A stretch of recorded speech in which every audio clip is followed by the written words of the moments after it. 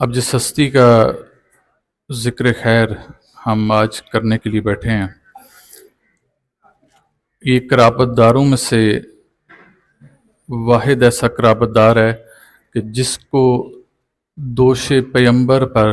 سوار ہو کر بت توڑنے کی اجازت ملی۔ حضور علیہ السلام کا نالین مبارک اگر کسی جگہ پڑا ہوتا تو صحابہ کرام میں سے کوئی یہ جسارت نہ کرتا تھا کہ اس کے اوپر اپنا پاؤں بھی رکھ دے، یعنی کہ حضور کے نالین کی بھی اتنی تعظیم تھی۔ لیکن یہ اس کائنات کی واحد ہستی ہے کہ جب فتح مکہ کے موقع پر حضور علیہ السلام کامیاب و کامران ہو کر مکہ شریف میں داخل ہوئے، آپ نے مکہ کو ٹیک اوور کیا، وہاں کا چارج سنبھالا، تو ساتھ ہی آپ نے کعبہ شریف کو بتوں سے پاک کرنا شروع کیا۔ تو ایسے میں جو سب سے بڑا بت تھا وہ اتنی اونچائی پر تھا کہ ایک عام انسان اس تک نہیں پہنچ سکتا تھا۔ تو ابھی میں اس وقت کی بات کر رہا ہوں کہ جب نبی کی کمر پر مہر نبوت بھی موجود تھی۔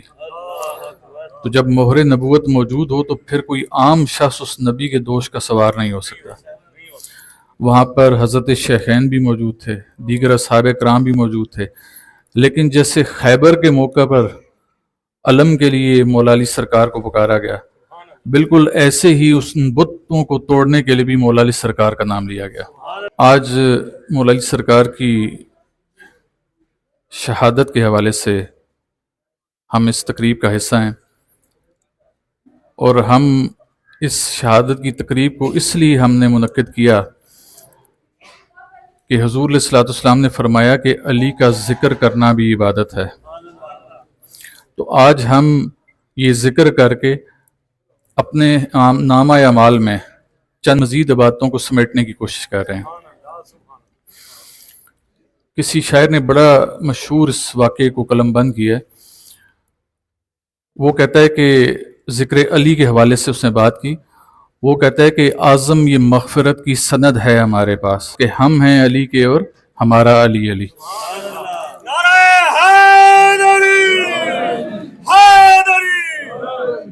میں نے گزشتہ روز جو لوگ یہاں پر موجود تھے ان کے سامنے بیان کیا کہ یہ وہ ہستی ہے کہ یہ اسلام کی سربلندی خاطر اور نبی کریم صلی اللہ علیہ وآلہ وسلم کی عزت کی خاطر ہر میدان میں کودا۔ آپ غزوہ بدر اٹھائیں، غزوہ احد اٹھائیں، آپ خندق اٹھائیں، آپ خیبر اٹھائیں، جو بڑا مارکہ آپ اٹھائیں گے یہ شخصیت آپ کو سر فہرست نظر آئے گی۔ اور مدعا علیہ جو اس شخصیت کے سامنے یہ تھا کہ میں اسلام کی سربلندی اور حضور اسلام کی شان و عظمت کے لیے اپنی جان کا نذرانہ پیش کروں اور جام شہادت نوش کروں، لیکن ایسا کوئی مائی کا لال اللہ نے پیدا ہی نہیں کیا تھا جو بھرے میدان میں اس کو پچھاڑ سکے۔ اس صحرائے عرب کے جتنے بھی نام چین پہلوان تھے وہ ایک ایک کر کے ہر غزوے میں اس کے سامنے آئے، لیکن اس کا ایک وار بھی برداشت نہ کر سکے۔ اس کے ایک وار نے ان کو تہہ تہہ کر دیا، لیکن حسرت تھی مولا علی سرکار کے دل میں کہ کاش کوئی ایسا سورما پیدا ہو، یعنی کہ میرے مقابلے میں آئے اور اس طریقے سے میرے سے لڑے کہ مجھے بھی جام شہادت نوش کرنے کا موقع مل جائے۔ لیکن اللہ نے اتنی جرت و جسارت ہی کسی کو عطا نہیں کی، اتنا مقام و مرتبہ ہی کسی کو نہیں دیا۔ تو آخر پہ جب آپ کو خلافت ملی، آپ کی خلافت کے بعد جب آپ ایک روز اپنے گھر سے کوفہ کی مسجد میں نماز پڑھانے کے لیے 19 رمضان المبارک کو نکلے بوقت فجر نماز کے وقت، یہ ان کفاران مکہ کو معلوم تھا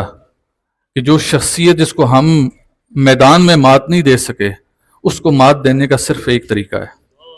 اور وہ یہ ہے کہ جب وہ بوقت نماز اللہ کے حضور سجدہ ریز ہو تو اس پر حملہ کیا جائے۔ تو ایسے میں جیسا میں نے 19 رمضان المبارک کو بیان کیا کہ یہ جو عبد الرحمن ابن ملجم ہے،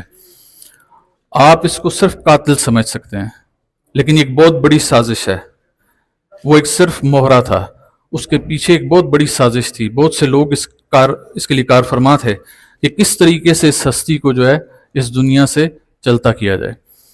آخر ان کی یہ سازش کامیاب ہوئی اور انہوں نے کوفہ کی اس مسجد میں عبد الرحمن ابن ملجم لعین کے ذریعے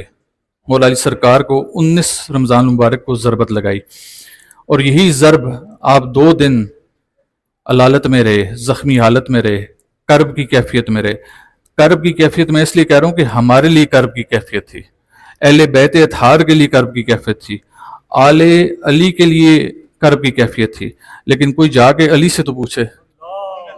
کہ وہ تو اللہ سے ملاقات کے لیے جا رہے تھے،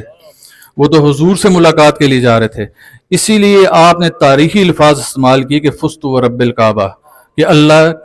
رب کعبہ کی قسم آج علی کامیاب ہو گیا۔ اسلامی تاریخ کی پہلی دہشت گردی جو مسجد میں ہوئی وہ مولا علی سرکار کے قتل کی صورت میں ہوئی۔ عبد الرحمن ابن ملجم صرف ایک مورا تھا۔ ہمیں بتایا گیا ہے کہ رشوت دینے والا اور رشوت لینے والا دونوں دوزخی ہوتے ہیں۔ ایسا نہیں ہوتا کہ رشوت لینے والا دوزخی ہو جائے اور دینے والا نہ ہو۔ لہٰذا ہم جب بھی اس لعین، اس ملعون کا، اس لعنت اللہ علیہ کے اوپر لعنت بھیجتے ہیں تو ہم صرف عبد الرحمن ابن ملجم پہ لعنت نہیں بھیجیں گے، ہم یہ کہیں گے کہ جس نے عبد الرحمن ابن ملجم کو اس کام کے لیے آمادہ کیا اس پر بھی، جس نے اس کو وہ تلوار یا وہ ہتھیار خرید کر دیا اس پر بھی، جس نے اس تلوار یا ہتھیار کو زہر میں بجھا کر دیا اس پر بھی، جس نے یہ ساری اسکیم، یہ پلان بنانے میں اس کی مدد امداد کی اس پر بھی، اور جو اس میں سہولت کا رہا، ہم ان سب پر، ان تمام پر اللہ کی لعنت کرتے ہیں۔ لعنت بھیجنے کے لیے آپ کو ایڈریس نہیں دینا پڑتا، جب آپ لعنت بھیجتے ہیں تو وہ خود بخود پہنچ جاتی ہے۔ جیسے ہم حضور پر درود بھیجتے ہیں تو وہ ہمیں بھیجنے کے لیے کسی قاصد کی ضرورت نہیں پڑتی، ایسی ہی بات ہے۔ اسی طرح یہ لعنت بھیجنے کے لیے بھی ہمیں کسی قاصد کی ضرورت نہیں پڑے گی، جو ہم لعنت بھیجیں گے وہ انشاءاللہ اللہ کے حکم سے ان لوگوں تک پہنچے گی۔ میں یہ سمجھتا ہوں کہ 19 رمضان المبارک کو قتل امیر المومنین علی ابن طالب علیہ السلام کی کوشش نہیں کی گئی، یہ قتل علی نہیں تھا، دراصل یہ علم کے باب کو بند کرنے کی کوشش کی گئی۔ مولا علی سرکار کی ذات کے حوالے سے ایک فکرہ ویسے ہی میرے ذہن میں آ گیا اور میں نے بیان کر دیا، اور وہ فکرہ یہ ہے کہ جیسے اللہ کا حبیب ہے، ایسی بات ہے، تو اللہ کے حبیب کون ہے؟ حضرت محمد مصطفیٰ صلی اللہ علیہ وسلم۔ تو میں نے کہا کہ اللہ کے حبیب کا بھی ایک حبیب ہے، اللہ کے حبیب کا بھی ایک حبیب ہے، اور اس حبیب کا نام مولا علی سرکار ہے۔ تو لہٰذا اگر آپ قرابت داروں میں سے کسی قرابت دار سے محبت کر کے حضور کو اجر رسالت دینا چاہتے ہیں تو پھر وہ ذات مولا علی سرکار کی ذات ہے۔ ایسا نہیں کہ آپ کی ذات ہے اور سیدہ نہیں ہے، سیدہ بھی شامل ہیں، حسنین کریمین بھی شامل ہیں، لیکن جو حضور نے معیار طے کیا اس معیار پہ آپ کو چلنا پڑے گا۔